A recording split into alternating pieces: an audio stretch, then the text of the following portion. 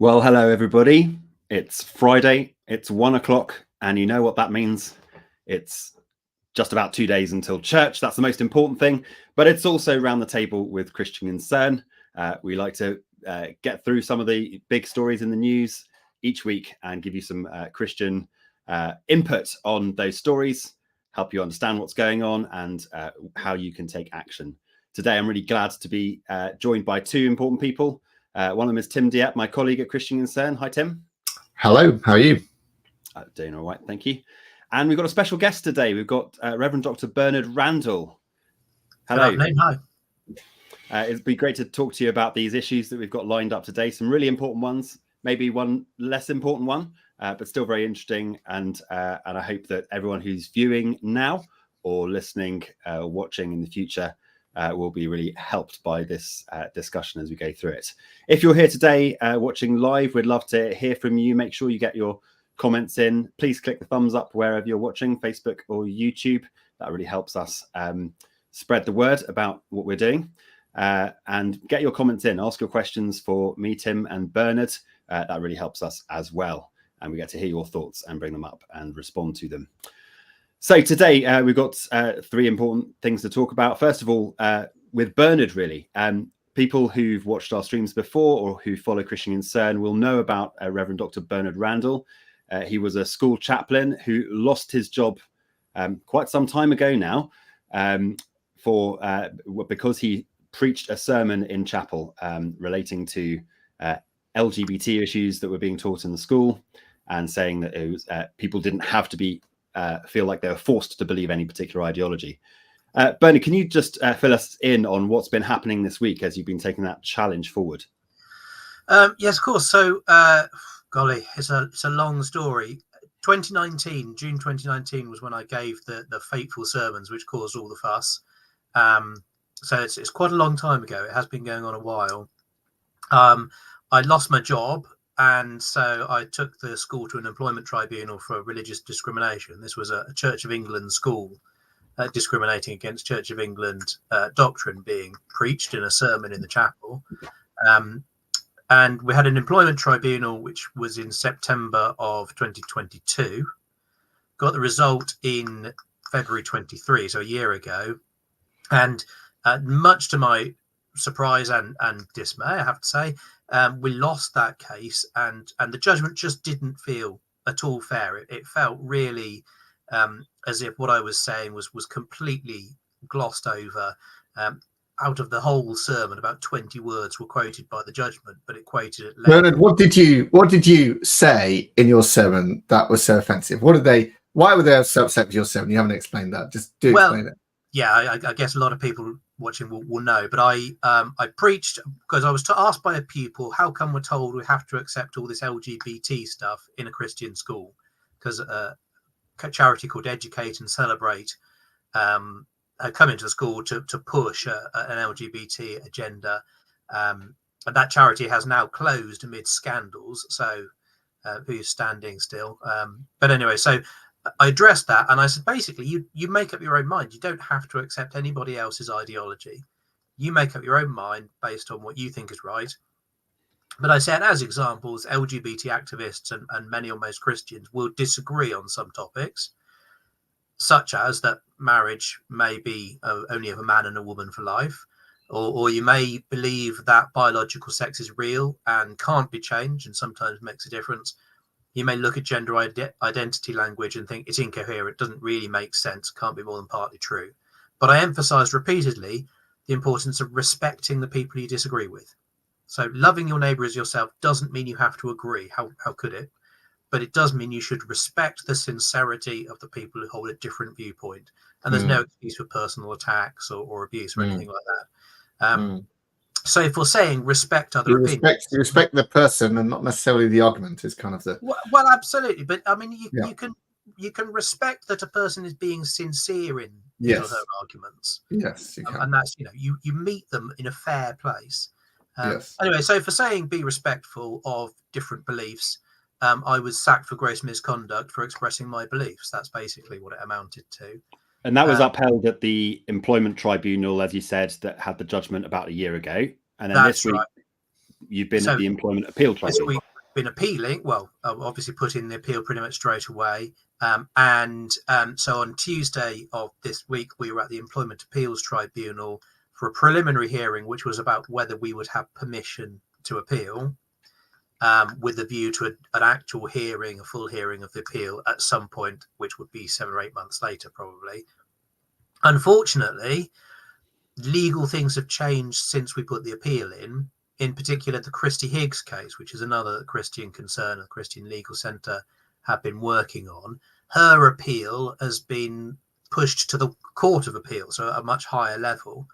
And because, although her circumstances are not identical, but they're not dissimilar in that she expressed disagreement with some of the queer theory activism that happens in schools, because the areas of law which are dealt with in her case are very much the same areas of law dealt with in my case, the judge at the hearing basically said, until we know what the result of the Christy Higgs case is, we can't really discuss the Randall case properly. And so we'll have to wait till after the Christy Higgs case, which is going to be heard. It's going to be heard in October, and then it will take a month or two for the result to come out. And then there will need to be time for the lawyers in my case to digest that result and work out what difference, if any, it actually makes to the arguments they want to make. So the judge said, rather than do the preliminary hearing, we're going to put the preliminary hearing off and set a date for March next year. And initially he wasn't even going to set the date, but one of the Christian Legal Centre team rapidly thought, hang on a minute, that's going to mean if we wait till after the result and then set a date, which might be another year after, could delay it even worse. So March next year, we'll have the preliminary hearing to decide whether I'm allowed to appeal. I'm sure that is a formality. All the signs for that are clear. But then it will be extraordinary, Bernard, it seems extraordinary that, like you say, it does seem to be a formality because you've got lots of grounds of appeal because, you mentioned they hardly looked at the sermon, they hardly quoted from the sermon and the judgment and all of this kind of thing. And yet they weren't even prepared to grant you permission to appeal. And then they could have said, well, the appeal hearing ought to be after Higgs, possibly. But they didn't even grant you permission to appeal yet because they wanted to hear from the Higgs judgment ahead of even giving you that permission. Yeah, I mean, it's deeply frustrating. I think legally it probably is the right decision in that if they had said, right, you've got grounds to appeal on what you say your appeal is now, if after the Higgs result comes out, we want to say, actually, we want to change our grounds of appeal to take account of the Higgs result, then there would need to be another hearing anyway to decide whether the change was allowed. So rather than have 2 hearings, it does, I can see, make sense to put it all off to one hearing later. But it's hugely frustrating that I don't even have the indication. Yes, of course, there's going to be an appeal hearing in due course. So yeah, when the judge was saying we'll have to stay the decision, that's what it's technically called. But this is all about something that happened in 2019. I mean, it started in 2019. Yes. So that's right. So frustrating to be delayed that long to preliminary hearing 2025, full hearing maybe late 25, but probably not a result until the start of 2026. And then if what happens is similar to what happened in Christie's case, I mean, in Christie's case, we had a ridiculous employment tribunal judgment, appealed it, won the appeal, but we've now taken it to the Court of Appeal, which has obviously caused this issue. So we're winning appeal. So it's worth explaining that is another of our own cases. So frustrating though it is, it's kind of like, it's very interesting that in Bernard's case, the judge ruled that another of our cases is so important that they have to hear that first before they hear this case. And this case is also very, very important. I mean, definitely, what you've got here is a Christian minister preaching a Christian sermon in a Christian chapel in a Christian school and being sacked for it. But Christy Higgs's case is very different from that. Hers, it was not a Christian school, as far as I'm aware. But she posted on Facebook widely shared concerns about sex education and the sexualization of children through sex education in a primary school, I believe, and yours is a secondary school, Bernard. So, I mean, it is actually very different. Because she was working at one school, but her child went to another school. So her post was about the Christian school that her kids were going to. Right. So, yeah, a bit complicated. I just want to go back from this other school that she was at, over having posted that on Facebook, which is obviously that's also a gross injustice. Like, you know, she's not allowed to share her views about what gets taught in schools. You know, is that really a gross misconduct thing? Surely not. And I think our lawyers are quietly, you know, confident about this one because we've won permission to appeal a technical win on it, as I understand it, to go to the Court of Appeal to get an even higher hearing on it. And been granted the permission original appeal did rule that the original judgment was faulty.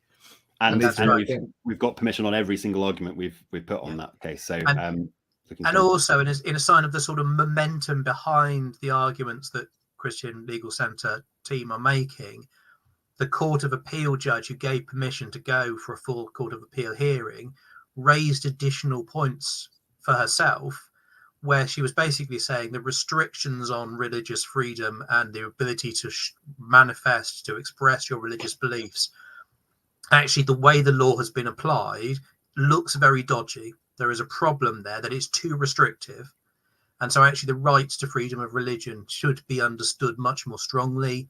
And if what she is saying she's worried about comes out in the Court of Appeal judgment, that will be a very high level judgment, giving extra protection to Christians and others wanting to speak about their faith, whether in the workplace or elsewhere. So in many ways, it's very positive. Well, you should have maximum protection as a chaplain in speaking in the context of a sermon in a chapel. I mean, that should be completely, you should be no grounds of dismissal for that. I mean, unless you preach something absolutely outrageous or clearly contradicts Christian doctrine or something like that, in which case queries should be raised, but my goodness, you just preached a sermon in conformity with British values, in conformity with Church of England doctrine, and nobody's disagreeing with that. Nobody's saying, no, this didn't conform with Christian doctrine, have they, Bernard? No, that's right. But nobody's tried to argue that it's not in conformity with Christian doctrine, what you said. The sermon, there was a question about it asked in General Synod a couple of years ago now, and the response from the House of Bishops was the sermon contains nothing outside the doctrine of the Church of England. Right, so the House of Bishops signed up on this sermon. So the bishops, for once, well, I mean, they had to. I'm not sure that's a good thing, Tim. Clearly nothing outside the doctrine. No, maybe not. And one of the allegations that school was making was that hearing these Christian doctrines was somehow harmful to LGBT pupils. I don't understand how they make that out, but I think what happens is activists are so caught in their own bubble, as it were, that they think anything which might burst the bubble is dangerous rather than just a little bit uncomfortable for them. And so it seems to me an activist teacher basically saying, you can't say this because it harms pupils. Well, actually, the local authority designated officer for safeguarding said there's nothing to see here. There's no harm to pupils. There's no potential for harm to pupils. And the Disclosure and Barring Service, which also has responsible for safeguarding, looked at it and eventually said made no indication that there was harm or potential harm in expressing these views, so that there was no reason to bar me from working with children. So all of the outside bodies that have actually looked at this have come down on my side. It's just we need to go through the motions of the appeal, and then there's the whole Church of England treating me as a safeguarding risk story as well, which is another. There are various other cases going on as well, which we'll probably hit. Story going on, but so all the secular authorities. That's one of the most striking things about your case, Bernard, is that the Church of England has branded you a safeguarding risk for preaching what it acknowledges is Christian doctrine or Church of England doctrine. So there you are, and you're not allowed to preach, you're not allowed to speak, you're not to minister in any service, and so on. From the Church of England's point of view, but meanwhile, Disclosure and Barring Service, the Teaching Regulation Authority, Prevent, Local Safeguarding have all said no, nothing to see here. This is no problem. You've not done anything wrong. Certainly not a safeguarding risk. And there you are, Church of England brands you a safeguarding risk. But they don't brand or didn't brand Educate and Celebrate a safeguarding risk, who were coming into your school promoting trans ideology with no ifs and buts, or maybe you won't agree with this or that. It's very absolutist and chanting, getting all the staff to chant smash heteronormativity, which is obviously smash Christian teaching on sexuality and sexual ethics. They're not a safeguarding risk. There's welcome them into the school. I mean, it's absolutely absurd, isn't it? And just as an extra note on the church safeguarding, we've just in the last couple of days had released the Professor J report on church safeguarding. Yes, I saw that. And she's recommended that the whole safeguarding be taken out of the Church of England's hands and put in the hands of an independent charity to monitor safeguarding in the Church of England. And one of the points she makes is that there is a problem that various people expressed when she took a survey of what's going on. There's a problem with safeguarding being weaponized against people whose views are not acceptable. So actually, in an official report to the Church of England, the problem that I have had, clearly I'm not the only one that feels this way. And so the Church of England should look at that pressure and go, hang on, we need to set this right. And my case is one of those that really has been handled so badly. This is why the Church of England can't be trusted to run its own safeguarding, according to this latest authoritative report. Well, you've spoken about people feeling harmed by opposing opinions. We've got a comment here from Christopher McCormick. Looking forward to hearing from a guest with an opposing view to your echo chamber in this discussion. Silly me, you don't actually want opposing views here. Well, Christopher, feel free to keep commenting. Feel free to get your views across. We'll try and address them if you bring them up. We're not afraid of discussing those things, but we need to have something with a bit more substance to it than that to actually answer. So if you've got a question for Bernard or for us, then we're glad to hear it. But I do want to move on to the next story, which is an important issue that's been going on in Parliament this week. Tim, I was wondering if you can fill us in on what's been happening with this situation with the Speaker and with Islamic protests. Sure. Well, there were extraordinary scenes in Parliament this week. Uproar broke out as the Speaker enabled a Labour motion to go ahead over an SNP motion. It's a bit of a technical issue, but the fact is that Labour were under a lot of pressure from an SNP motion that threatened to split the Labour vote. And although the Labour whips had said to Labour MPs, please abstain on this vote, about 100 were indicated to be intending to vote for the SNP motion, which is very condemnatory of Israel. And Starmer didn't want that to happen, and he went and saw the Speaker, and they had a private meeting, and the Speaker was persuaded to allow a Labour motion to go through instead of the SNP motion, around which Labour MPs could unite.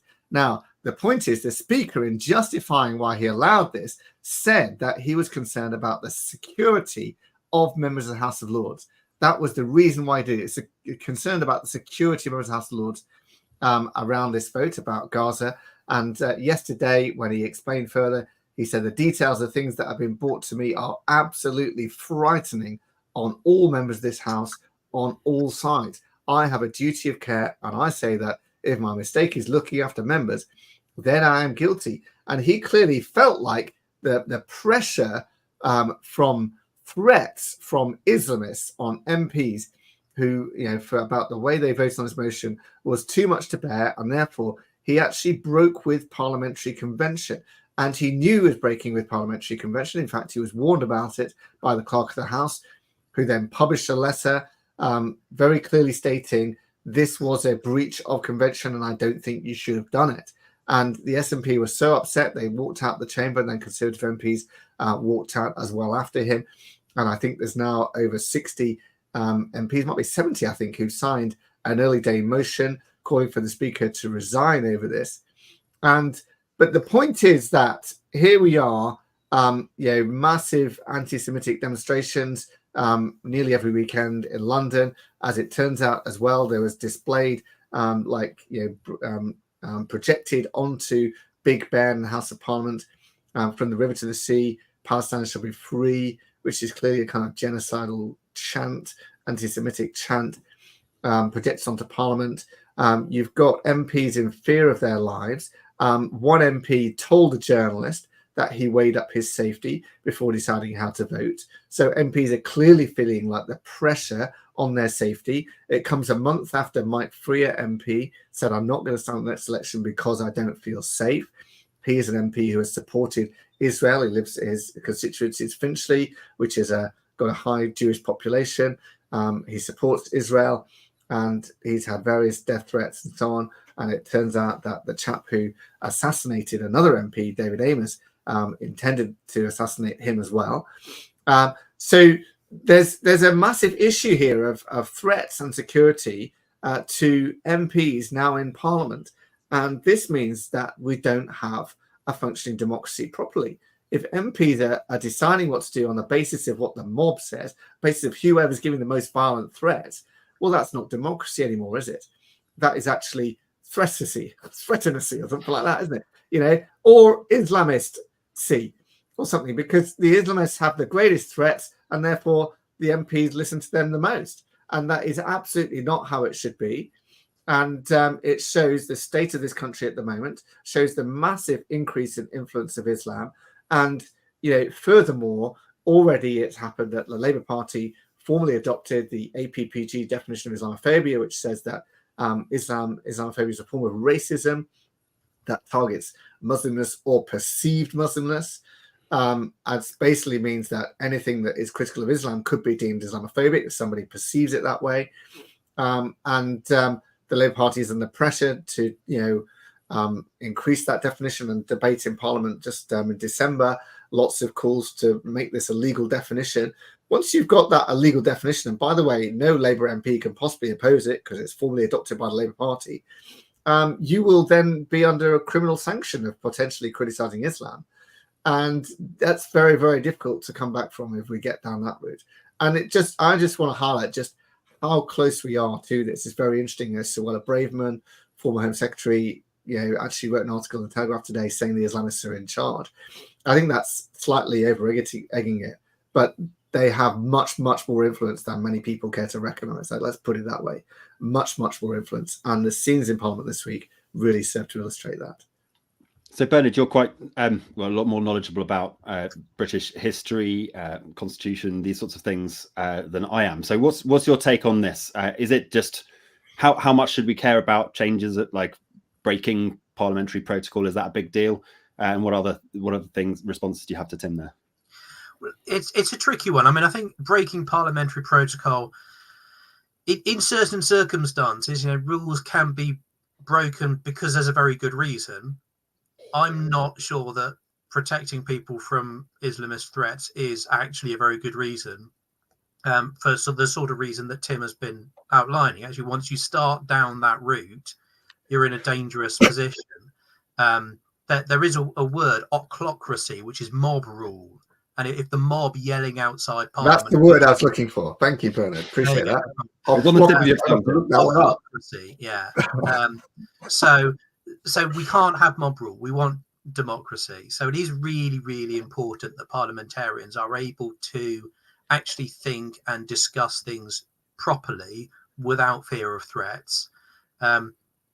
So what we do about it is really tricky. It seems to me that there is a real issue in our society where we believe in freedom of religion, and that's absolutely right. I totally support freedom of religion for all, but that also means that some religious views that are not compatible with Western values, liberal democracy and so on, will be expressed.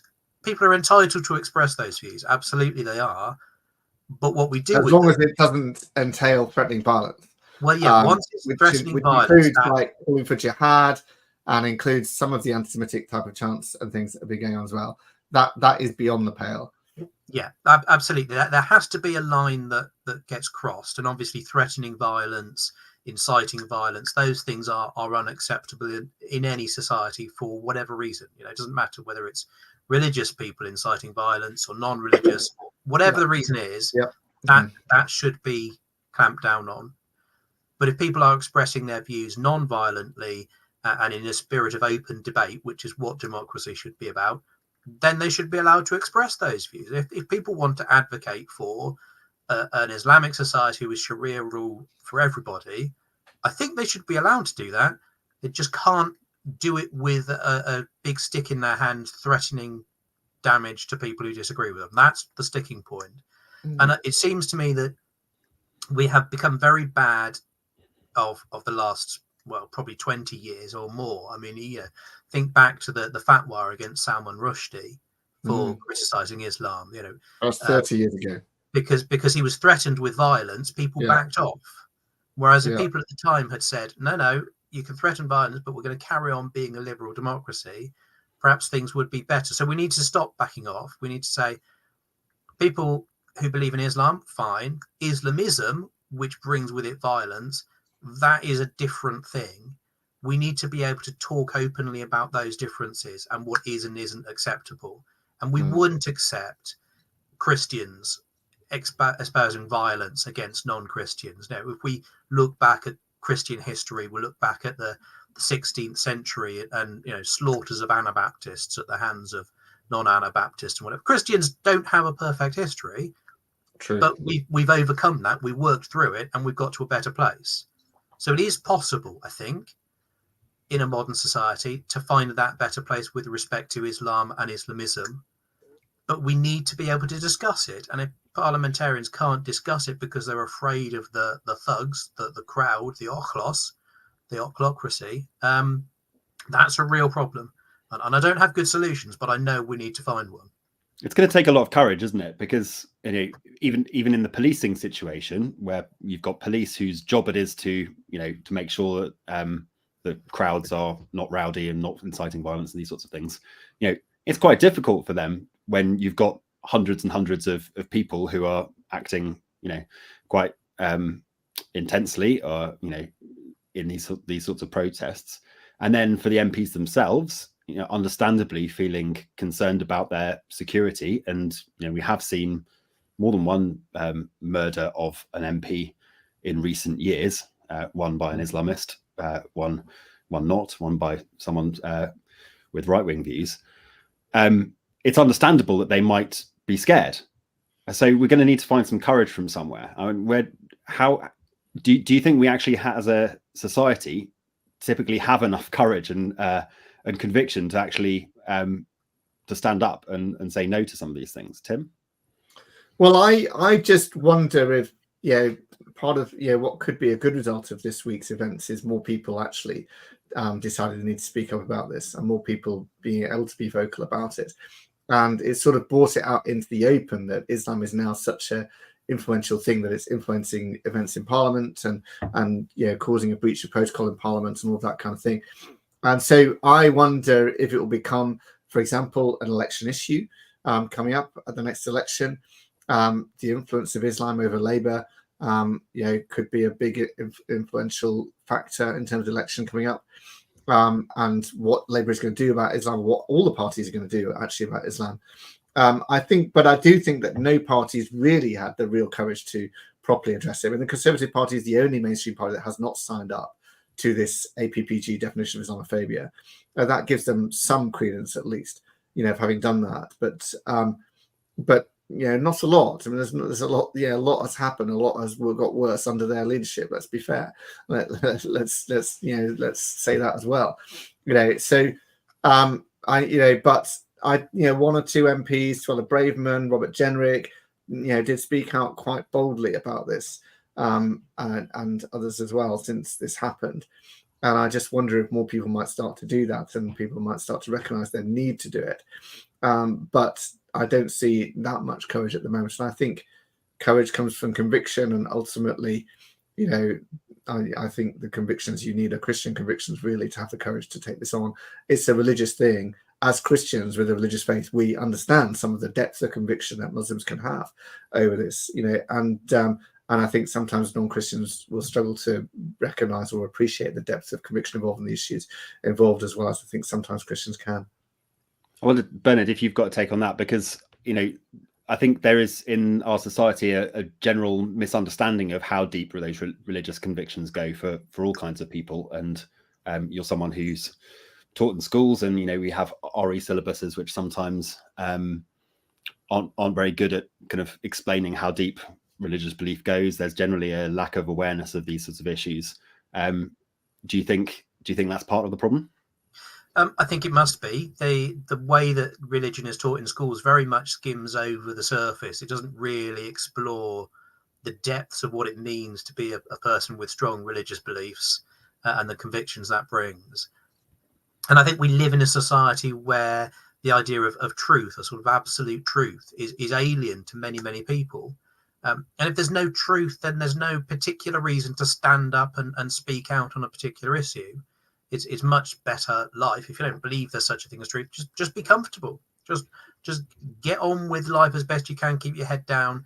Do what feels safe, and sit and watch the television or play computer games or whatever, rather than saying there are eternal values. There are really big things that matter. And when you believe there are things that really, really matter, you're willing to stand up and speak about them. And there are plenty of Muslims, of course, who stand up and speak about the things that really matter to them. And they're speaking into a culture in Britain and the West generally, which has forgotten that it might have its own convictions. And so you don't have conviction speaking to conviction and therefore trying to work out, how do we balance this? You have conviction speaking almost into a vacuum. And so Western society struggles to know how to deal with someone having convictions, because the typical Brit perhaps wants to say to the Islamists, why aren't you just sat at home watching television? Because they just don't get the sense of why that matters to them. So it's a call for the churches, I think, to be much stronger on, we have convictions, we have truth, we want to stand up and really speak about this. And the Church of England, being the highest profile church, because it's the established church, has a role to play in that. Personally, I don't think it's done a very good job of it in the last generation. And that's somewhere where actually I think the debate could be improved by the church saying, yes, but there is truth. And it's not just the Church of England. There are opportunities that maybe not be taken by other church leaders as well in that area. And I'd just to add to that quickly, in lots of our cases, they go around, they follow situations where Christians have followed their strong convictions about what Jesus teaches us about sexuality or gender. Like lots of Christian legal center cases are about that. And because the unbelieving world doesn't necessarily understand what it is to have convictions that are based on a person's teaching that was found in the Bible, then people assume that, oh, well, the Bible's sort of neutral on these things, or we don't really know what Christianity teaches about this thing. And so you're choosing to be homophobic or transphobic. You have the option because you believe this option over that option. It can't possibly be because you've got conviction on it. It's because you've chosen to be a nasty person. And that seems to be some of what's led to some of our cases, in my view. We do need to get on to the next topic. We've got a few comments again. Our friend Christopher has been back at it. He did say, Paul, what I'm saying is have balance. When you have the pray the gay away guys on, have someone who's been through it and damaged by it as well. Well, that's not our topic today. I wouldn't kind of concede the term pray away the gay by any means. But I'd also just want to say that's not the purpose of this particular stream. This is about giving a Christian view on these issues. But hopefully in the near future, we'll have a few more discussions where we can, in a different format, where we can engage with people who have slightly different views to our own. So hopefully we can do that sometime soon. Tim, do you want to answer this question at all from Tudor Owen? Maybe just a very brief response to this. Does Tim Dieppe concede any criticism of Israel's conduct in Gaza? Obviously, I'm not going to defend everything that Israel has done by any means. I mean, nobody's going to say Israel is perfect. Israel's done everything perfect, everything right. But let's remember, this was very much started by Hamas, who committed outrageous crimes and still have hostages today. And let's, if Hamas handed back the hostages, this would all be over and it would all stop. So please hand back the hostages and let's stop this war. Thanks, Tim. Thanks for addressing that. Well, I do want to come finally to our last story of the week. It's a much less important story, but Tate and Lyle have changed their iconic branding for golden syrup. The packaging on the tin holds a world record as the longest running unchanged branding. And for Christians, it might just be a significant one. The front of the tin features a picture of a dead lion with a swarm of bees and the words, "Out of the strong came forth sweetness." It's illustrating the scene from Judges where Samson killed a lion and later found honey in the carcass. He posed a riddle to the Philistines. Out of the eater came something to eat. Out of the strong came something sweet. That's in the English Standard Version. Now, the new branding, which will be used everywhere apart from on the tins, still has the lion, but it's looking pretty healthy now. The Bible quote has gone. And for me, that's a real shame, because when I see a dead lion and out of the strong came forth sweetness, I don't think just about a lion. I think about the Lion of Judah, who was slain and whose death brought about sweetness, forgiveness for his people, resurrection, and new life. Now, I don't expect very many non-Christians picked up a squeezy bottle of golden syrup and saw the picture and remembered Jesus Christ's atoning sacrifice and became Christians on the spot. But I do think it raised an interesting issue. When that branding first came into place in the days of Abraham Lyle, it was natural to quote scripture on his product. It wasn't a weird thing to do. By contrast, this week, a marketing expert told the BBC that the religious element, quote, could put the brand in an exclusionary space, especially if it was to go viral on X or TikTok, end quote. Apparently, a religious element makes something exclusionary. Maybe I'm being naive, but it seems to me that if Christian or religious references make a product completely unmarketable, it's not Christianity that's being exclusionary. Tim, Bernard, I love your thoughts on this, not just about the packaging, but about the attitudes that it reveals. Is this secularism pushing all religion out of the public eye? Or do you think it's more about Christianity itself being viewed as exclusionary? Well, Paul, I love your taking it to the death of the lion, bringing forth sweetness. Very good analogy there. That's really well done. And I agree with you. This is, the person, Mr. Lyle, who founded this business, was a Scottish Presbyterian. The people would have been very familiar with all these stories. A story which actually probably fewer Christians are familiar with now. From the relatively obscure Book of Judges. When did you last hear a sermon on the Book of Judges in your local church?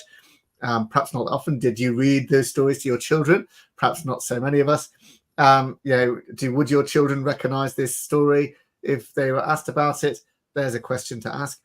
But there we are. The biblical literacy back 150 years ago was much higher than it is now. I think, what there was revival, wasn't it, in 1859, probably the peak of church attendance in this country's history. And this was, round about that time. And now few people recognize that. And it's kind of a sign of the times, isn't it? That, the directors of the company are saying, nobody really gets this anymore. Let's move on.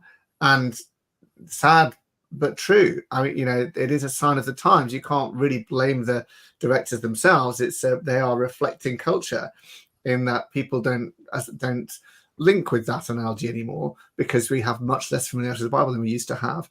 And therefore they're moving the logo on. And that's an indication of where we've got to in our culture, but also an indication of quite how Christian we really were 100+ years ago, when most people would have recognized that analogy and that link. Your thoughts, Bennett? Yeah, I mean, I'm tempted to see it as actually a much deeper malaise, that there's something really concerning going on. Of course, it's just a piece of branding, and in a sense, it's nothing very much. But there is a sense in which it has to be updated for the sake of updating it, for the sake of we must disregard the tradition, we must forget our history and simply be modern, which brings to mind the sort of year zero ideas of Maoist China and Pol Pot's Cambodia. And obviously we're not anywhere near that sort of territory. But this sense that we might be ashamed of our past, we might want to distance ourselves from older traditions, the richness and diversity of our history has to be erased and made sort of modern and up to date. that's a sort of concerning idea. You know, what are we saying to ourselves if we can't say, you know, we stand by what it means to be the country that we are with all our wonderful, varied, interesting history? So that's a concern to me. And then the idea that Christians having their logo puts them in an exclusionary space rather than the people who won't buy Tate and Lyle's golden syrup because it's got a Christian.